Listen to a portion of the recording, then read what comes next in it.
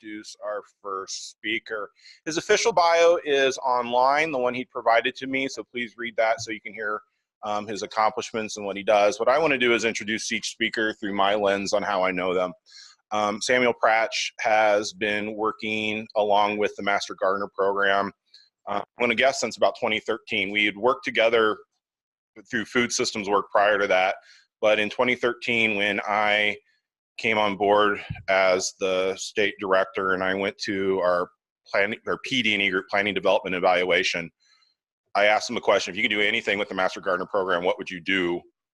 And their jaws dropped. And in that rich conversation that we had, one of the things that we said for evaluation of the program was, because we wanted to be going through the process of change, was to evaluate the change process. And with that, Samuel came on board as our evaluation specialist. For those of you who've heard us give presentations about how we moved to a flipped classroom model, Samuel's one of the voices on those presentations. And probably outside of people doing Master Gardener programming, is one of the people who know the program the best. So through our work together and through our other work with the evaluation team that a number of us in this room are on, we've come to have a lot of questions about why we do this program.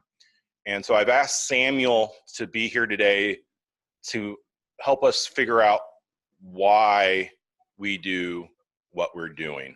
So without trying to inadvertently take any steam from his presentation, I introduce Samuel Pratsch.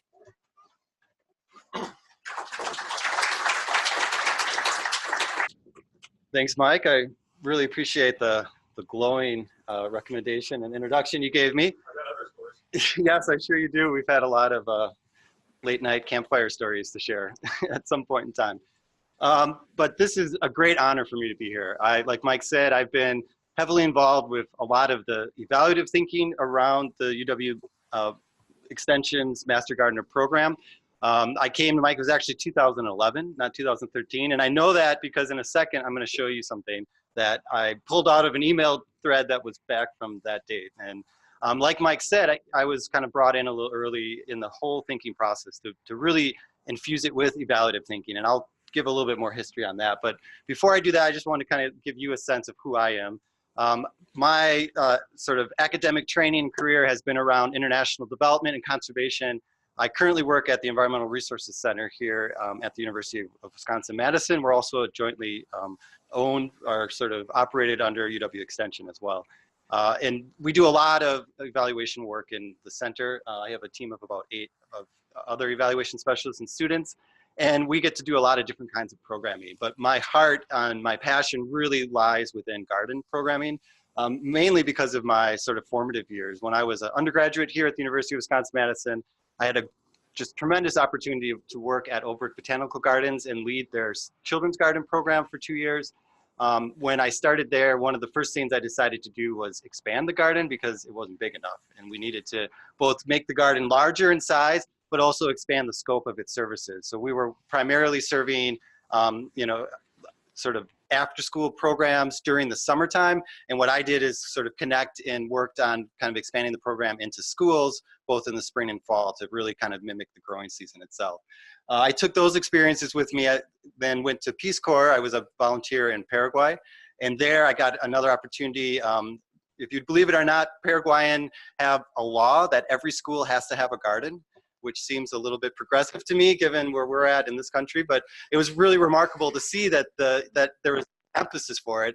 And then of course, when I showed up at my rural community that was in the middle of a rainforest, and the garden was this little lane sort of fence of bamboo sticks, and that was about it, I realized I needed to have some support rather than just the top down sort of everyone needs to have one of these. So everyone needs to use them. And that's what I did there. I then was able to kind of continue that garden school work here in the United States. When I came back and worked on my master's work, I ended up working with the United Nation of Wisconsin up in Wisconsin, up near Green Bay. And they have a remarkable school there called the Turtle School. And part of that turtle school was a garden that they were trying to build and develop. And I got to spend about 2.5 years working really closely with community members and teachers and students and developing a garden that was really culturally based in their traditions, but also had a lot of science-based. So I guess I've kind of walked that line of wanting to be a master gardener or wanting to be a long time before I met. And then Mike and I connected when I was working at Program Development and Evaluation Central Office. The thing about Mike that I really, really value is his evaluative thinking skills. And case in point, here I am kicking off this whole conversation with you, your whole week of work together, and we're talking about evaluation, right? We're not waiting until the last 15 minutes of this session of the whole conference to say, oh yeah, and by the way, we want to know, did you like it or not, right? But instead, Mike is really being intentional about bringing this conversation to the forefront. And I'm an evaluation geek, and I was so excited when he said, hey, let's kick this off and let's think differently about the work that we're doing. So that's my goal today, sort of exploration of what is the Master Gardener program and change that underlie it. And each one of you in a moment here are going to get a chance to play with this and try to create this. So when Mike asked the question of why do we do what we do, and he asked me to answer that question, I said, okay, I'm going to flip that back at you, and I'm going to give you all the question to answer for me. And by doing so, hopefully we can answer the question of why. And my question for you is, so what? And you're going to see it come up again and again and again in this conversation.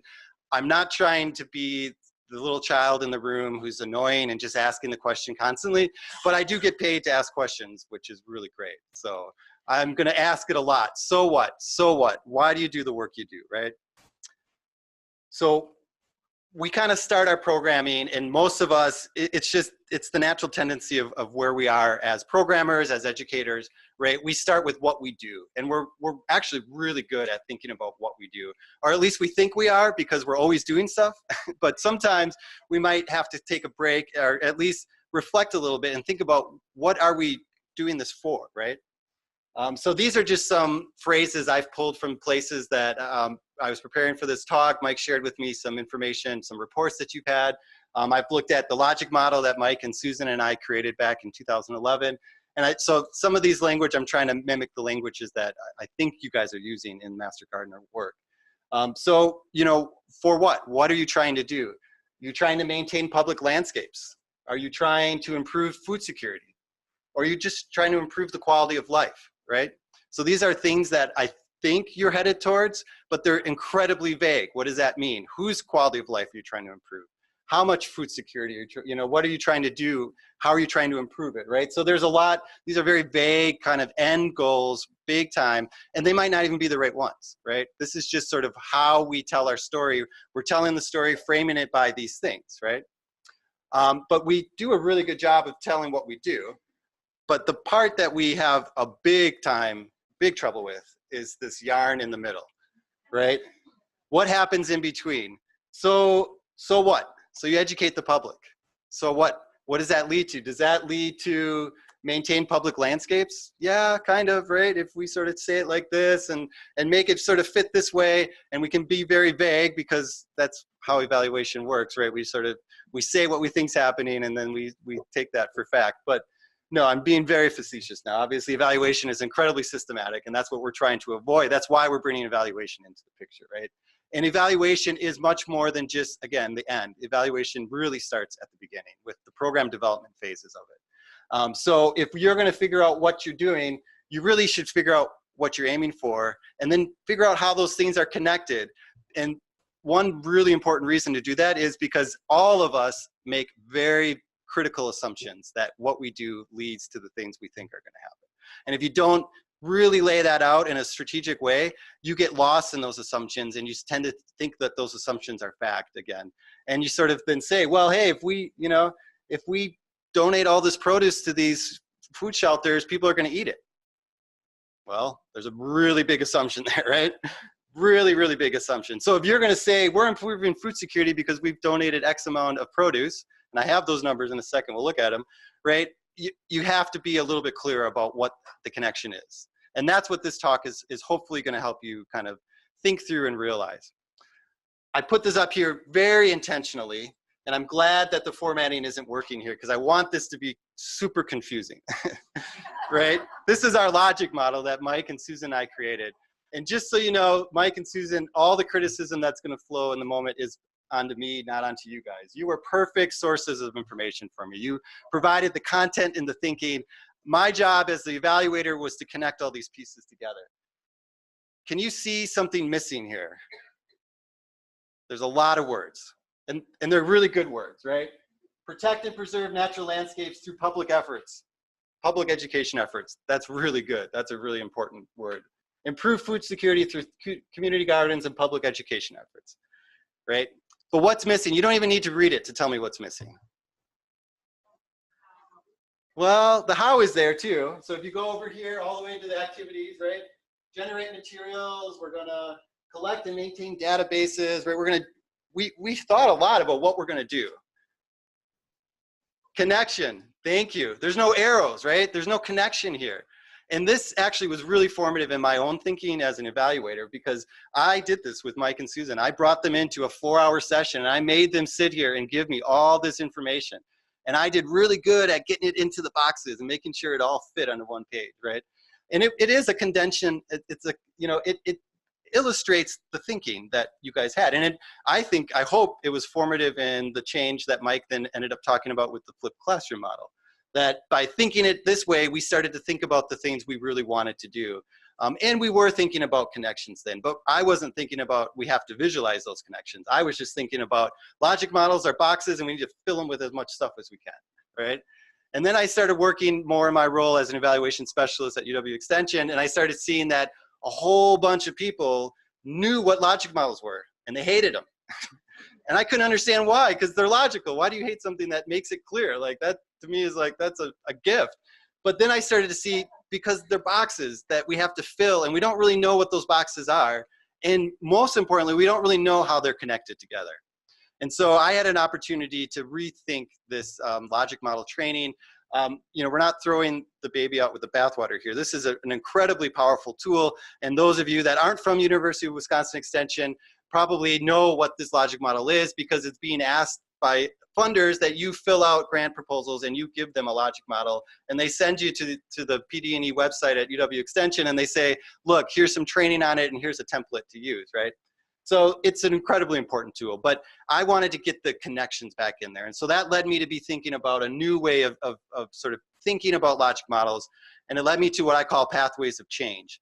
And it's really the causal relationships, trying to not, you know, take something this far, but then go the next step and create the causal linkages between the things that we are going to do, our activities, to the things that we think are going to change. So if this isn't going to scare you about logic models, hopefully at the end, you'll see how this could be a useful instrument if you had those arrows back there and those connections, right?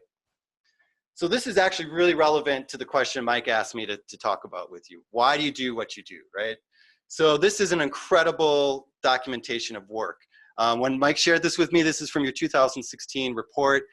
This is remarkable. I mean, you guys collectively across the nation have produced a tremendous amount of output, right? I mean, it's just fabulous to look at these numbers up here. I could read them off, but I'm sure you guys are really familiar with this stuff, right? You know the work that you've done and the output you've generated. But so what? And now again, I'm not trying to be facetious here. I mean, I'm like, what does this mean? So you've done all of this work. You've been able to, right? Roughly 89,000 Extension Master Gardeners have contributed over 5.7 million hours. I mean, that is unbelievable that you, first of all, that you're tracking it, because that's not an easy task to figure all that out, to actually have systems in place. So again, I want to give you kudos for doing really good evaluation work. And I want to encourage you to think about what's the next step. So if roughly, you know, 90,000 Master Gardeners have contributed almost 6 million hours educating the public, providing youth programming, facilitating produce donation to local food banks, then that's the question. Then what? So what, right? We are here today to figure out what is the so what of Master Gardener programming. If Extension Master Gardener efforts are estimated to have contributed $138 million in value to the general public, so what? Then what? Where does that go? What does that contribute to? How does that influence those bigger long-term changes? I mean, you guys are really close. You don't have to do a lot to connect these dots here. I think if you just start to think about your work in more of a causal relationship, if-then relationship, program logic way, if you start thinking about the things you want to change, your outcomes, and you start then reporting your work towards the changes you're seeing happen, these output numbers become really important. And just one last one here. If Extension Master Gardener volunteers donate enough vegetables to feed close to 2,000 people with 3 servings of fruits and vegetables per day for a year, then we've improved food security. I mean, again, that's a remarkable number that that your collective work can do that. But again, there's some assumptions in there, some big assumptions in there. So you've donated, you've produced this food, is it being consumed or not, right? And that's obviously where SNAP-Ed and the connections that are already in place, and I know you guys have already been thinking about, can become really, really important to you. So I try to practice what I preach with my evaluative thinking, and especially when I'm talking and trying to get you to think in an evaluative way, then I need to be really clear with you, right? If you participate in this presentation, then you will increase your understanding of your own program logic, knowledge of the relevant theories of change underlying your program logic, and confidence in using the pathways change of approach in your programs. Yeah, you think that's all going to happen here? 45 minutes, all you have to do is participate, right? So that means all I have to do is just talk and you have to listen or wait. There's something more to participation there. Maybe I'm going to get you to do something else besides sit back and listen to me talk.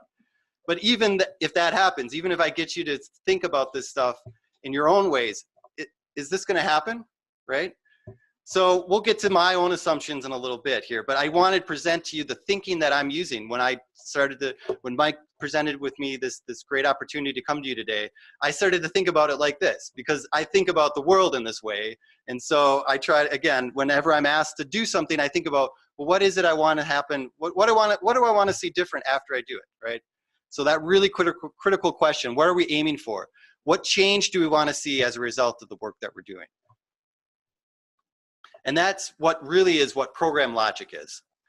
So there's a lot of use of theories of change and program logic, and I tend to try to keep them a little separate. I know, there's semantics, it's words. As long as it's conveying meaning, I'm not going to say one thing is this and one thing is this, but in my mind, how I think about it, program logic is about your program. It's yours, right? So I have a program logic in this presentation right now. It's my own logic. It's what I'm going to do with you, and it's what I think is going to change because after I do that. So that's program logic. It articulates what your program is, what it expects to do, right? And how success will be measured. And that gets into a whole nother area of evaluation planning. And if you articulate your program logic, you're setting yourself up to develop really strong evaluation plans because you know what it is you want to see different. And then you can go in and you can measure whether or not that's happening, right? So that's a really another sort of side part or sort of addition to program logic that we won't really get into today. But know that the work you would do along this pathways of change would be setting yourselves up for creating really effective evaluation plans and tools. So again, it's also useful for articulating those causal relationships. And most importantly, your assumptions, because that is the critical piece. As programmers, we get lost in our assumptions and we have to really keep those at our forefront. Otherwise, we're just doing and doing and doing and we don't really know if it's making a difference or not.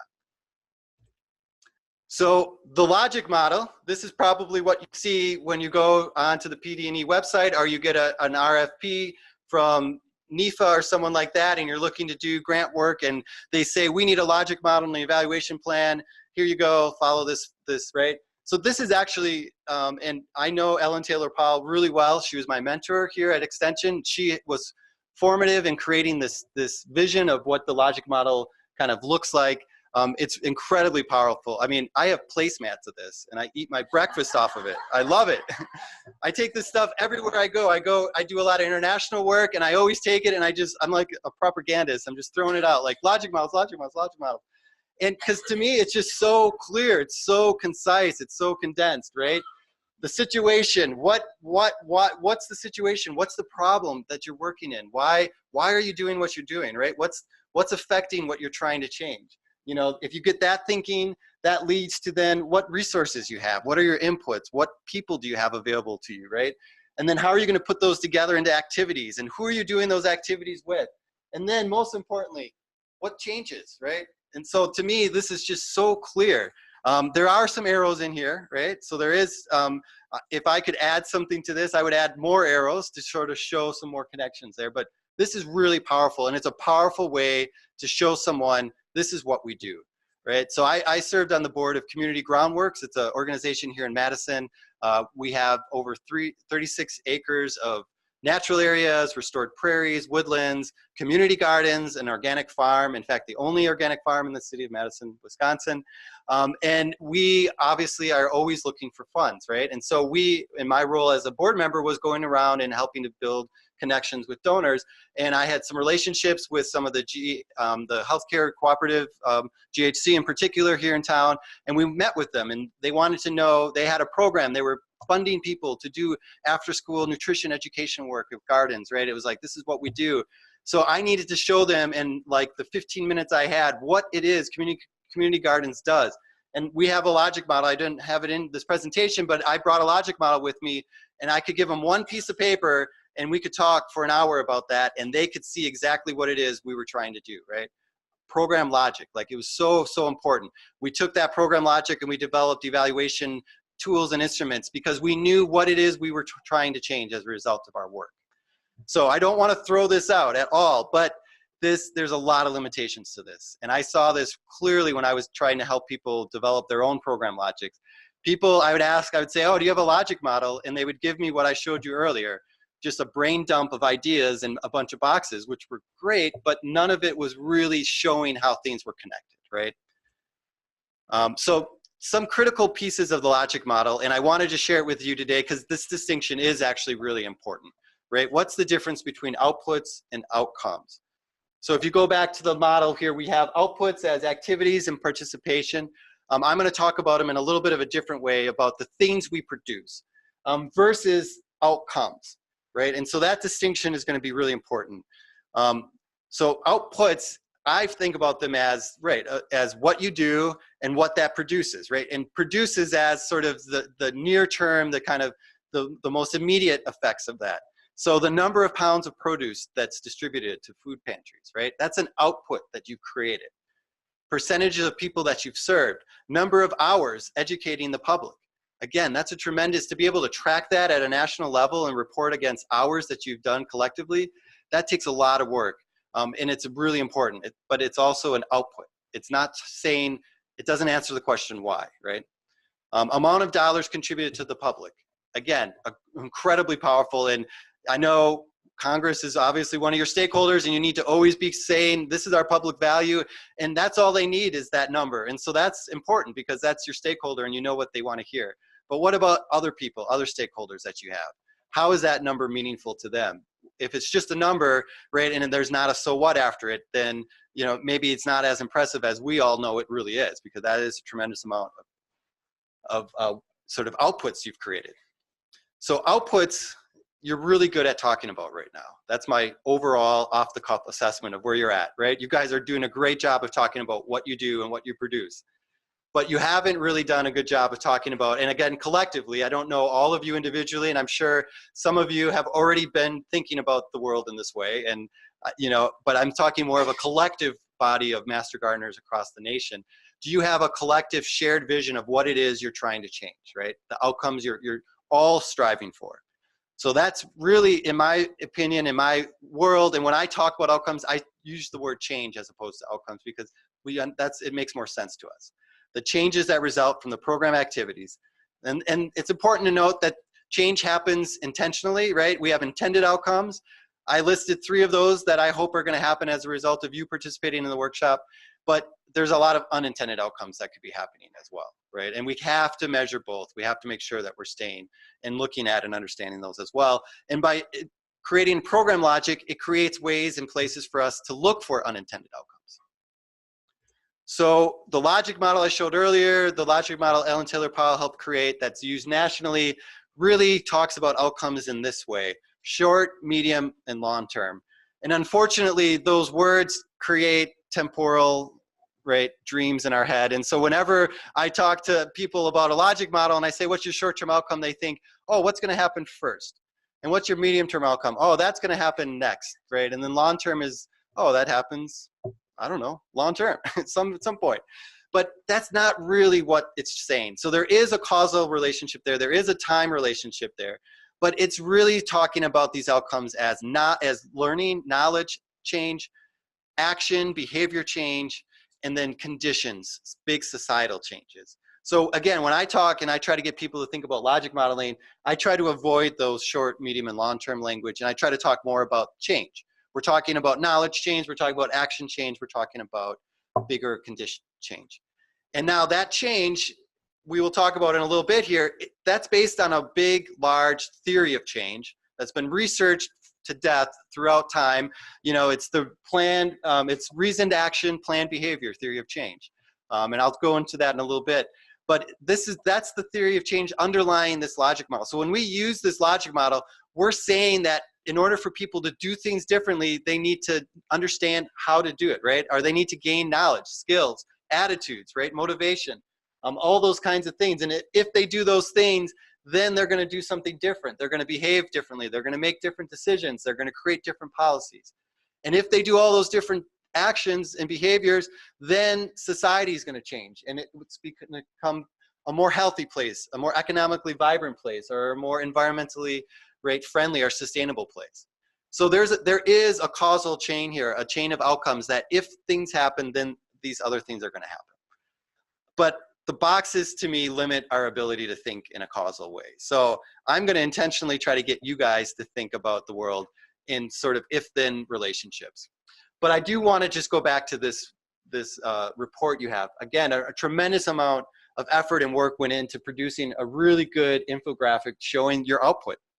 But these are all outputs, right? I don't see any outcomes. And maybe that wasn't the intent, and that's fine. It doesn't have to be the intent. But the question of why you do what you do isn't going to be answered with this. This is going to answer the question of what you do, right? And how much you produce. But you need another infographic on the back of this that says, so what, right? The why you do what you do. By doing all these things, then what do you think is going to happen, right? And then you go in and you measure whether or not that happens. And then you say, look, we thought this was going to happen, and we found out that actually this happened, and it's a lot better, right? Or, you know, it just helps you tell your narrative, your story in a collective way. So I promised hands-on, I promised not listening. I said participation isn't just me talking and you listening. So I do want to get in, and I want you to start thinking about this, okay? I want you, and to start this, we need to start with change, because that's really where this causal relationship thinking begins. You all are good at talking about what you do. I want you to think about intentionally what you think is going to change as a result of that. And then we're going to take that change and we're going to start to do some fun things with it. So if you could spend a moment or two on a piece of paper or in your head, what change would you like to see happen as a result of your program?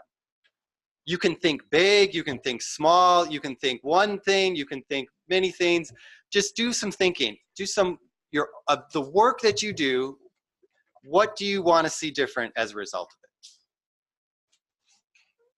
And after a minute or two here, I'm going to ask you to share that thinking with someone next to you to see if there's any similar thinking out in the room.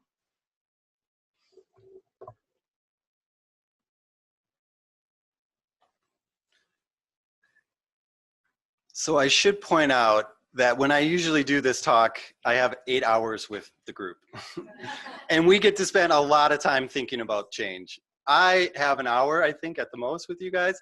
So I need to kind of keep this, condensed as best I can. So if you could sort of pause your thinking and just share at least what you've kind of scratched the surface of with someone around you just for another minute or two, just to keep the kind of reach out now and hear about other people's change, and is it similar to yours or not? One of the hardest things I have to do as a facilitator is abruptly stop your conversations. So if everyone could cut off that conversation. This is the thing I struggle with the most, because in my program logic, if you participate, then you're going to do all these things. Well, do you know how I know if you're participating? If the room goes like it just did, and everyone starts talking to each other, that's participation. And then I have to stop that. so I apologize. But I do want to lead you to somewhere, and you are going to get some more opportunities to continue the conversation with some additional prompts. So this isn't the end of it, but let's keep moving if we can. And if there is any, anyone want to share out, anyone want to share their change or any common change they heard or a change that someone else had that they liked? Yeah. We were talking about the changes we'd like to see. It kind of starts with maybe the changes inside the program with the master gardeners. So we've got those changes, like what we were talking about, changes within the program to help them facilitate the changes in the public. Right. Okay. So we didn't know where to start with that. Well, I knew it. I knew Mike was going to have some influence on you guys, and there would be some evaluative thinking skills out here as well. That's actually a really great way to start the conversation, because I'm setting you guys up, right? I'm trying to say you can decide the change, but the reality is, right? It's the change you want to see happen to someone else. So shouldn't they be a part of the conversation and helping figure out the change, right? And that is actually, there's a larger theory of change, the empowerment theory of change is how I call it, that is based upon that, right? If you want to see change, you need to bring the people that you want to influence, and you need to get them to be deciding what that change is, because it's their change, it's not your change, right? That's sort of self-empowerment. But so great, I heard you say that, and I was going to mention, I'm glad you rose your hand. Any other changes out there that people heard or want to share? Yeah. Okay, excellent. Healthier people, better decision making. Healthier people and better decision making. Awesome. Yeah.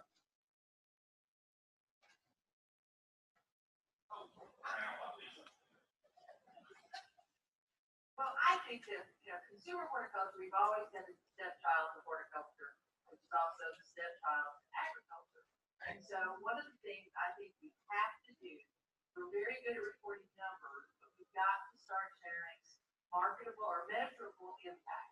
Yep. And it's not just, I'm paying back in my community, I'm doing this, I reach this many people, but we have to have measurable impact. And that's a very hard thing for us to tell for our volunteers. It's hard for us. Yep, absolutely. And since you brought up the I word, I'll just mention its relation to all of this stuff, right? And again, this is my thinking, my worldview of this, is that impact is that long-term outcome that we talk about, that I showed you earlier, right? At least that's how I use impact. Obviously, impact is used to describe anything that's changed. So in a lot of ways, outcomes and impacts can be interchangeable, right? In this logic model thinking that I have up here, I think of that impact as the big long-term thing, and the outcomes are the things that I can really kind of look at. But you're right, the big impact at any level, change at any level you need to be able to report that out. And it's important, again, to know what your stakeholders want, right? What are they looking for? So you might have different outcomes for different people, different audiences.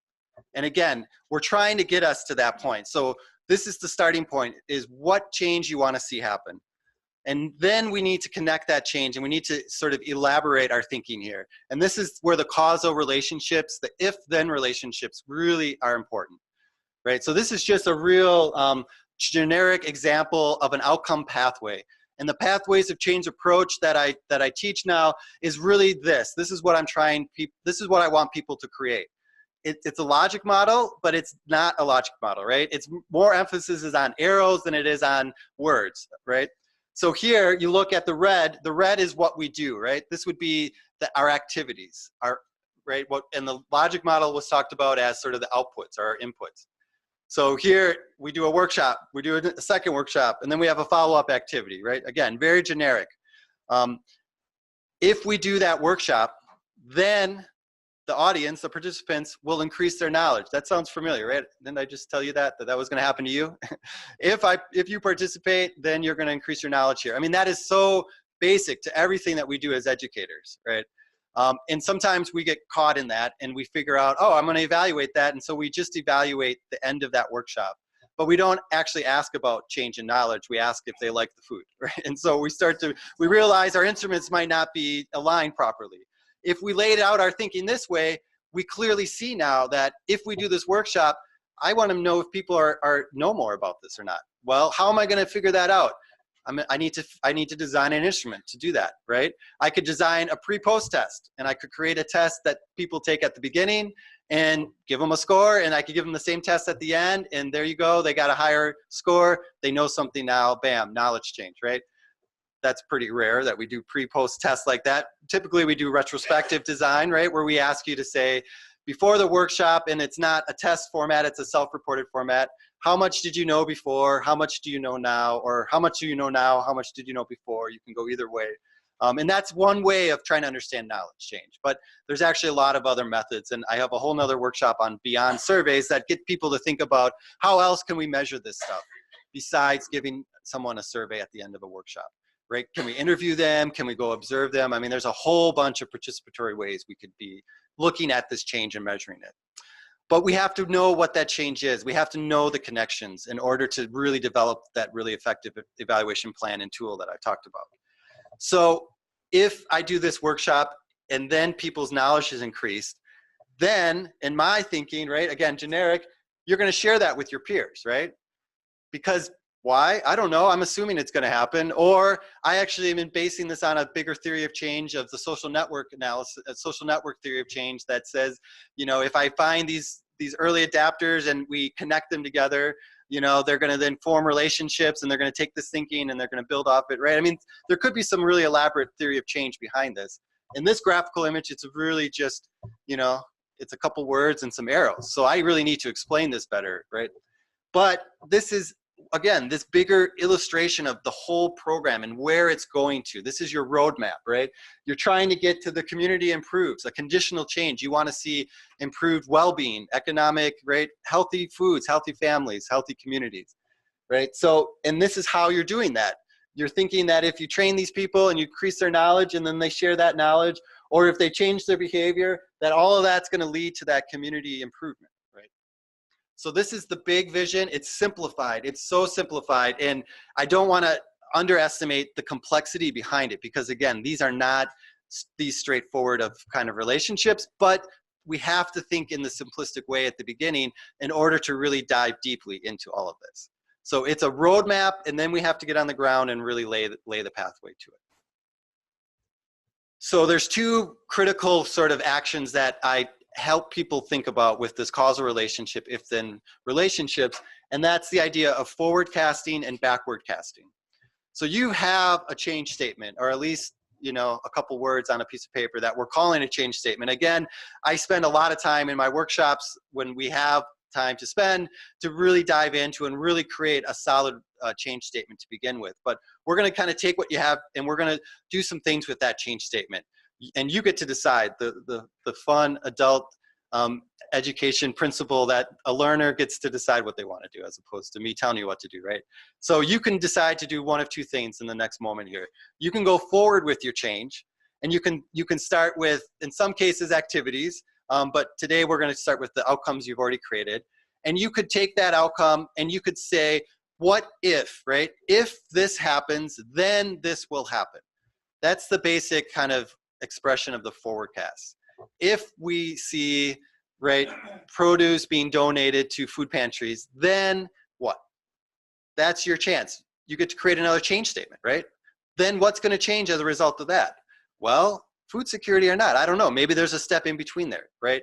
And that's what you're going to be doing in a moment, is you're going to start to think about your own change statement and what some of those forward-casting sort of scenarios could be. So in my workshops, we have a really simplistic if, fill in your change statement, happens, then fill in your second change statement, will happen, right? And again, it is designed to be simplistic. And I know that that can be frustrating when we're dealing with really complex things, but I'm asking you to try your best here to just do your best to synthesize your thinking into these really, really simplistic if-then statements. Now, some of you talked about some bigger changes, I'm sure of. I'm sure some of you talked about, right, the big community or societal condition changes. In that case, you might not be able to go too much more forward because, you know, what's the ultimate change? World peace or, right, nirvana? I don't know where that ultimate change ends, but at some point you might be at that place where you can't go anymore. You can't go forward anymore. So if you're at that place with your change, or if you just want to see, maybe if you're at a behavior change and you want to see, well, what do people need to know in order for that behavior to happen, right? Then you use what's known as backward casting, where you take that long-term outcome, that big impact you want to see happen, you know, and you can do this with stakeholders, you know. What do we want to see our sort of critical stakeholders? What change do they want to see happen? And let's go backwards with it. And let's figure out, in order for that to happen, what has to happen first? So this is the backward casting, again, simplistic statements that I'm asking you to try to synthesize really complicated thinking into. In order for whatever change you want to see happen, then another change has to happen first. Or you might be at a knowledge change, so then you might be sort of an activity has to happen first as well. So backward casting can go all the way back to the start of that logic model. So now it's your chance to create what we call outcome pathways or outcome chains in the evaluation literature world. So use your change statement and create an outcome chain, either using that forward casting approach or that backwards casting approach. And I'm going to give you 2 minutes, and then I'm going to have to, again, just cut through it like a knife through warm butter, right? And hopefully all that thinking will just stop, and we'll get you to share that thinking with your group, and then potentially share out with us. So go to it. I'll cut you off when we need to. All right, everyone. If you can go ahead and wrap up your thinking.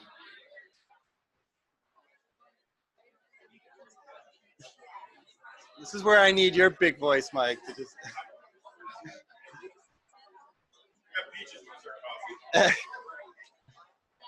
well, they're supposed to throw those at me, right? So another way I know that you're participating is that everyone is listening right now. Awesome. No, actually, how I know you're participating is by the remarkable artwork I see as I walk by your tables. So I'm a doodler myself. I listen and draw at the same time. I'm encouraged to see that there's a lot of creative thinking going on here as you're listening and talking and working. And thank you for going ahead and just sharing as you're working on this together. That saved one abrupt interruption. So hopefully there was some good thinking out there. Anyone want to share back 1 or 2 outcome chains they came across? Somebody wants to share. Come on. I didn't really discuss it in my group, but something that I want to see as a major outcome is just more people gardening, more people digging in the dirt. So Perfect. my if then thought was, if we target non-traditional audiences that we have not reached before, then more people will dig in the dirt. Mm-hmm. But that's pretty simplistic. Yeah, but it's brilliant. If you want more people to garden, you need to reach out to more diverse, underserved audiences. Is one way. There could be other ways to increase the volume of gardeners, but yeah. So you might even think about maybe that change statement is more than just to get more people to garden, but to get new people to garden, right? Something like that. And that's part of what this thinking does. And we were having a little bit of a conversation of that when I was walking through about what happens when you start to lay your thinking out this way, right? And you start to realize, and so just as a side example, I work with a close colleague of mine who is a natural resource extension educator. She works up in the northern part of Wisconsin, does a lot of forestry programming, is targeting private landowners. And part of her program logic is to connect, she wants landowners to make a decision to basically work with a service provider to develop a sustainable management plan for their forestry lands. And so we laid out her thinking in this way. And we started with what she did. And she had a workshop. And she had a bunch of things she was teaching about, right? And then she had a change in that landowners connect with, right, service providers. And I asked a really simple question. How does that happen after going to a workshop? Are the service providers at the workshop, and are they then meeting them there? And is that how they're connecting? And she's like, oh my God, no, they're not. Well, what are you doing to connect them? Nothing. We just think it happens, right? We tell them to connect with them in the workshop, and we assume that they do it. And we do follow-up surveys after that as well to see, and we are seeing impact, we are seeing people connect, but after that conversation, they realize we need to do something different. If we want these people to connect, we need to help them connect. So now they have speed dating events where they bring landowners and service providers together and they create opportunities for them to connect, right? And that all happened because we started to think about her work in a different way. And that's what I'm asking you guys to do today, is think about your work in a different way and think about how that work then leads to a bigger story and narrative of the so what of the Master Gardener program. So yeah, is there another outcome that you'd like to share?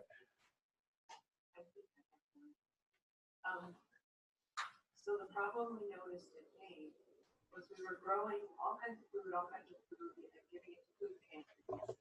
And then the food pantry director was saying, a lot of our clients are walking right by it because they're saying they don't know how to cook with it or it's too much work. Yeah. So my statement, and we did initiate a program to address that. My statement. In order for increased food self-sufficiency, That's all right, though. This is what the thinking's about. increased food self-sufficiency among limited income people who rely on public assistance to happen. That's phase one. Yep. Then, improve access to affordable, healthy food and education on basic nutrition, healthy cooking, and food preservation skills for this audience. Great. You got a really good if-then statement there. And a really important point I want to make too. You have identified really clearly who you want to see, right? The audience of the change. And again, that's important. I've kind of glossed over that here in this conversation, but the change is you really need to know who you're operating, right? Who do you want to see doing something differently? Who do you want to see, right? And then again, potentially reaching out to those audiences or understanding those audiences enough to be able to develop, right, changes that are appropriate, culturally appropriate to them and are rooted in the changes that they want to see happen. So yeah, one more, please. Thank you.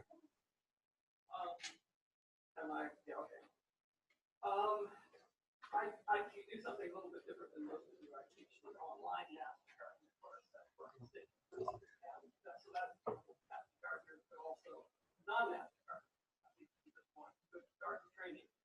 So my goal, one of my goals is that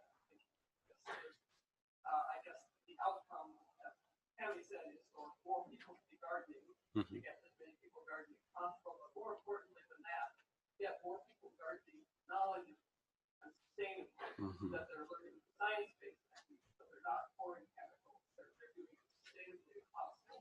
With the ultimate outcome of having greener, more livable, and more sustainable and resilient communities for this kind of people. But gardeners have an important role to play in that. Yeah, absolutely. I mean, again, that's a really great causal relationship pathway of change statement. So thank you. Another round of applause.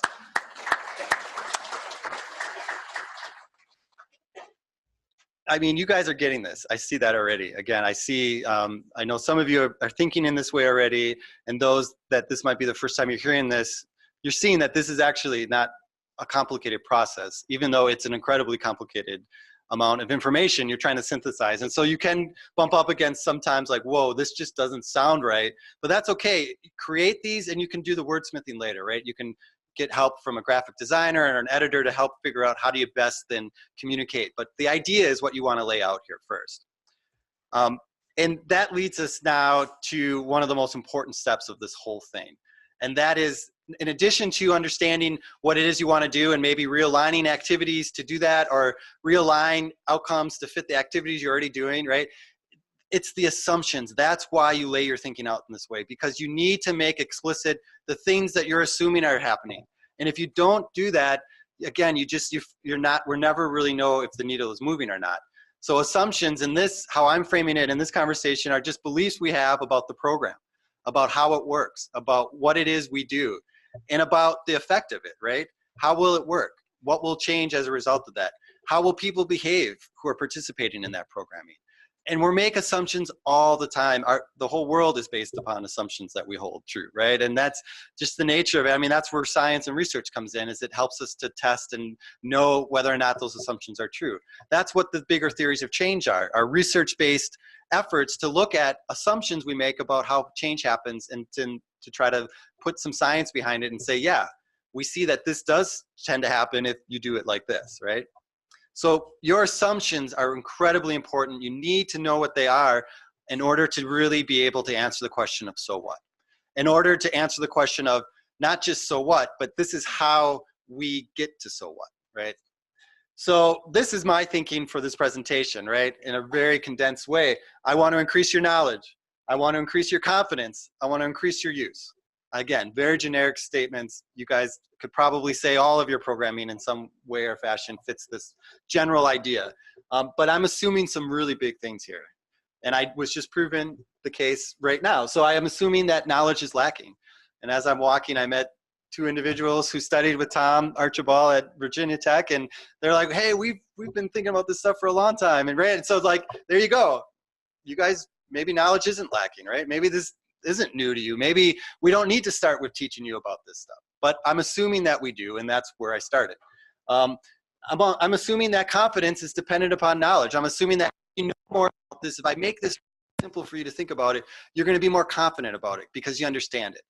The big thing I saw with logic models and the colleagues I tried to support with them, it was complicated and they got frustrated and they didn't want to do it. In fact, it was the worst thing in the world. And if you even mention the words logic model, they would run as fast as they could away from you. So, you know, we are emotional creatures. And when we can't figure things out and when it's frustrating, we don't like it, right? So that if you understand this, that you're going to be more confident in it. But I'm missing a lot of stuff there. Maybe that's not why you're not using it. Maybe you know this already. Maybe you're totally confident in using it, and maybe you're not using it because there's a better way and you're doing that, right? So again, I'm trying to make clear my assumptions. If I was gonna really try to look at this workshop and understand if I'm making a change, right? If I'm changing the things I wanna see, I would probably do some work around these assumptions. I would have asked some things, asked you what your experience level is. I would have asked you to share logic models with me, right? I would have tried to figure out assumption about the lack of knowledge is. Is it really the case or not? I would look at what you're doing already. I would see if you're already doing this, right? And maybe we need to start somewhere else. So again, this is just an example of taking your program logic and trying to dive into assumption. Unfortunately, we are getting really close. We only have about 10 more minutes. I have 2 more hands-on activities. You can tell that 8 hours into one is impossible. So I apologize. So you'll have to just bear with me here, but just know that, in fact, you don't have to necessarily do it in this hour, but during this conference, think about those assumptions that you have, right? Think about the thinking we did with the outcomes and the chains we created, and think about what those assumptions are. Or think about those broader outputs that we've talked about. And what are the assumptions? What is the assumptions of the Master Gardener program at a national level that you're making, right? Get those clear, get those sort of, get those out. Start sharing them amongst yourselves. Share them with Mike, and he'll corral a whole group of you together to kind of really dive into those assumptions, right? So that is such a critical part of trying to answer that bigger question of the why. Again, this is a big part of what this whole talk is about, and we are going to just spend 5 minutes on it. So I apologize, but I do want to connect you to what we were doing with our program logic to what is this idea of theory of change, because a lot of times it's used interchangeably and people talk about what's your program's theory of change. In my opinion, that's really what your program logic is. The theory of change is those comprehensive sort of descriptions, illustrations based in research that describe why that change is expected to happen, right? And if you go, there's a whole theoryofchange.org site you can go to. There's a lot of literature about this. In the evaluation world, theory of change has really hit big time. There's a lot of people looking at this now. In fact, 2 weeks ago, I just submitted a grant to the to NEFA to study the theory of change of a program called Woods Camp, which is, it's a forestry program. But so here I am as an evaluator saying, hey, give me money to go in and study and look at the assumptions this program is making. And we think the program itself and the innovation that they're trying to achieve and the role that this thinking plays in all of this work, right?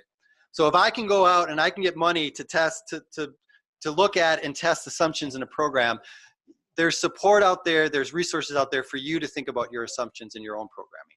And it just, again, shows the critical of the why you need to do this. So there's a pretty big assumption in this picture, right?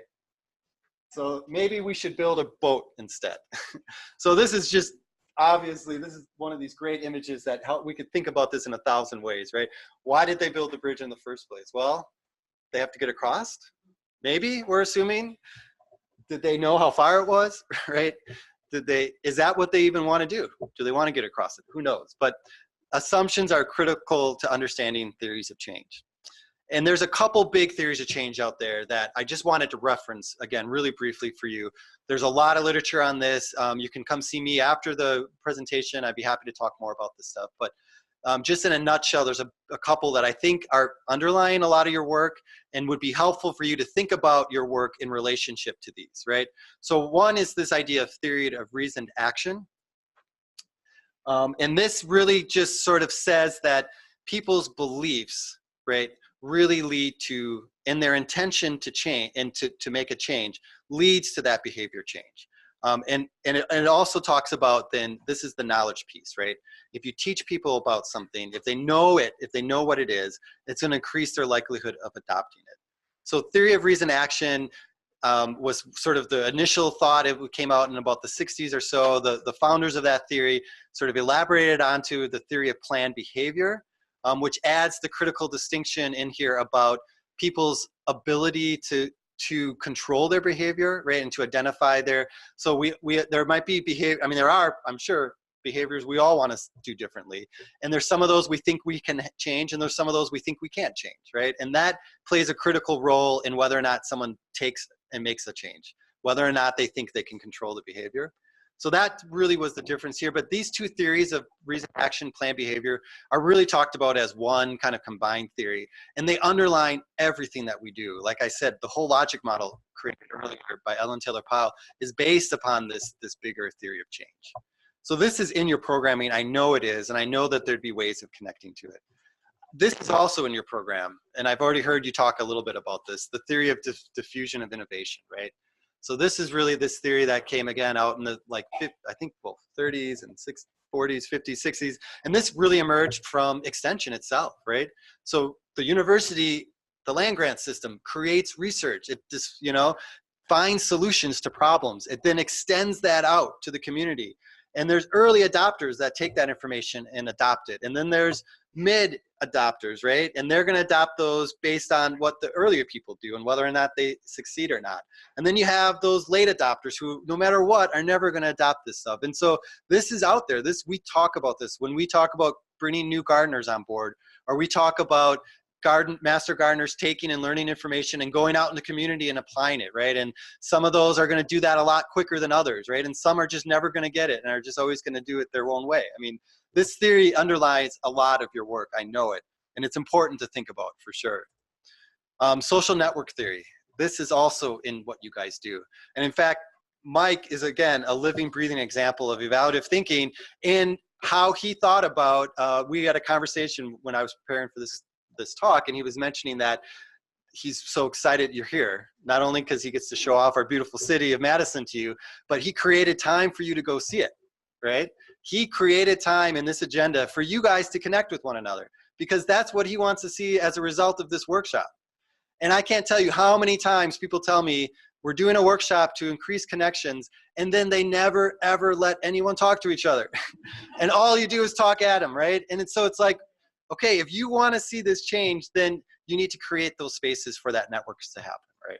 And social network theory is about that. There's those of you in this room that know a lot of other people in this room, and there's those of you that only know some people in this room, and there's those of you that if you met the right person could introduce you to another thread of people that you've never met before, right? So that plays out in your programming as well, I guarantee it. Just two more quickly, and then I'll open it up to some questions.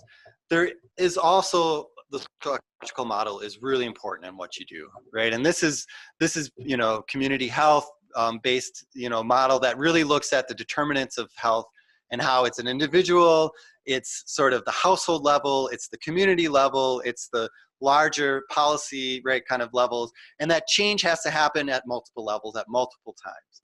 And you guys are working in this already with the connections you have to SNAP-Ed, at least the work I know about here in Wisconsin. They're taking the socioecological model and they're putting it into the Master Gardener model, and they're looking at where these things connect and how this overall theory of change can help explain the program logic that they're trying to create. And so just the last one here is the theory of empowerment, I call it. And I'm showing the example of asset-based community development because I just kind of wanted to briefly talk about one program that I was working in recently in a neighborhood that I used to live in on the north side of Madison. And we created a program there called Gardens for Empowerment. And it was really an effort that emerged from community health, public health of Dane County in the city of Madison, trying to address gun violence in some underserved neighborhoods. They wanted to figure out a way to do that, and they thought that creating gardens and creating spaces for people to connect was a part of it. They also thought that they needed to figure out ways to give meaningful work to youth that were in those neighborhoods. So we created a job training program to basically build gardens in these communities and pay youth to work in them. And then we started to realize, whoa, we have a really big opportunity here to help train youth and to help look at intergenerational relationships in these communities. And it was all through gardening. And we were connected with Master Gardeners because they brought in the science and the research that we wanted to do this gardening the right way. And the Master Gardeners were the experts that we brought in to help train the communities and how to create these gardens, right? So, but this was all being driven from the community. This is what they wanted. And we actually created the whole program as a self kind of empowerment program. So we didn't come in and say, hey, this is what you're going to do. We created listening opportunities. We wanted to find where people were coming together. We then took people and we identified community leaders and we built programming around them where they were leading the programming. So this theory of empowerment is, I think, really important to the work you do as well, because I know there's a lot of opportunities that you have to work in communities in a really meaningful way. And I think this could help you figure out some of the sort of paths for that. So I was going to ask you to take all that really 5-minute condensation and try to figure out, okay, now how does this relate to your work, right? But that's going to have to be in between sessions and later on. And if you come to something and you want to share it with me, I'm more than happy to think some of this stuff through with you. But I just wanted to end with the so what again, because I started with the so what since Mike said, hey, why? Help us figure out why we do this, right? Well, now I'm going to ask the question again, so what, right? So you've done all this, so what? We could put some things up there right now. I guarantee it. After this just brief conversation we've had, we can say we could throw some stuff up on the wall. It might not stick, but we have a better opportunity to answer that question if we do the thinking that we just walked through. So with that, I think there's a couple minutes here, and then You've got a little more than a couple minutes because we're at that awkward point where we've come to our. Well, just to keep us on time, I'm going to stop now. Samuel, thank you so much. Thank you guys.